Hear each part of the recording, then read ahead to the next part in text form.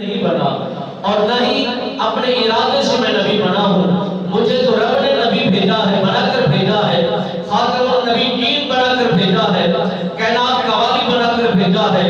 میری نبوت بس آخری نبوت ہے، اس کے بعد کسی نبی نہیں آنا اور نبوت کا سلسلہ بالکل منقطع ہو چکا ہے. یہ مسلمہ کذاب یہ کیا کہنا چاہ رہا ہے اور اس کی سوچ کیا ہے اور یہ فکر کس بات کی کر رہا ہے؟ کیا نام پاؤں، کیا مقام ملے، کوئی معاہدہ مل جائے، ان کے بعد لوگوں کو گمراہ کر سکوں، لوگوں کی سوچ اپنی طرف متوجہ کر سکوں اور اپنا سکہ جما سکوں اور لوگوں کو اپنی طرف میل کر کے اور ان کے دین اسلام سے ہٹا کر اپنا مذہب پیش کر سکوں.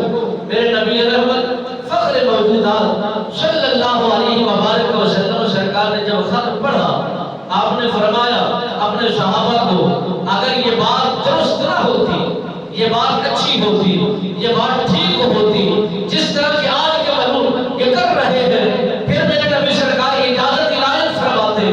نہیں، مالک بے نیاز کے رحمت مکرم محمد مصطفیٰ احمد مجتبیٰ صلی اللہ علیہ وآلہ وسلم سرکار نے تو اعلان فرما دیا اور صحابہ کو منتخب فرما کے یہ حکم جاری فرما دیا، کون ہے اس بدبخت کی طرف جو میرا خط لے جائے گا اور میرا پیغام پہنچائے گا؟ یہ پیغام جو ہم لکھ رہے ہیں اس میں اس کو جھوٹا لکھ رہے ہیں، اس کو کذاب لکھ رہے ہیں، اس کو ملعون لکھ رہے ہیں، اس کو بدبخت لکھ رہے ہیں. جو بھی جائے گا اس کی جان خطرے سے خالی نہیں ہوگی، جو بھی جائے گا جان دینے پہ لگائے گا اور جو بھی وہاں پر جا کر یہ پیغام سنائے گا وہ کذاب ہے، جھوٹا ہے، ملعون ہے، بدبخت ہے، لعین ہے، وہ کچھ بھی کر سکتا ہے.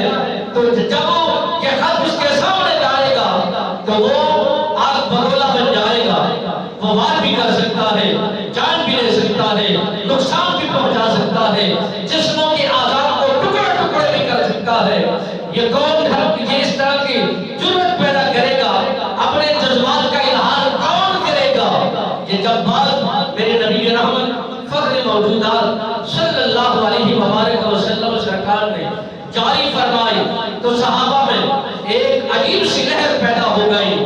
ہر بندہ، ہر صحابی اپنے ایمان کا محاسبہ کر رہا ہے، اپنے ایمان کی طرف دیکھ رہا ہے کہ میرے ایمان کی حرارت مجھے کیا کہتی ہے.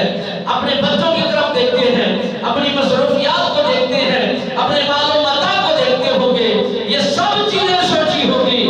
مگر قربان جائیں، ایک ٹوکری اٹھانے والا، کھجور اٹھانے والا، کھجوروں کو بیچنے والا ایک غلام وہیں پر موجود ہے. جب بھی اس کا جی چاہتا ہے کھجوروں اٹھائے کھانا شروع کر دیتا ہے، جب بھی جی چاہتا ہے کھجوروں پر اتفاق کرتا ہے. اتنا کمزور بچوں کی تعداد علماء نے لکھی، وہ فرماتے ہیں 11 سے 12 سے 13 بچے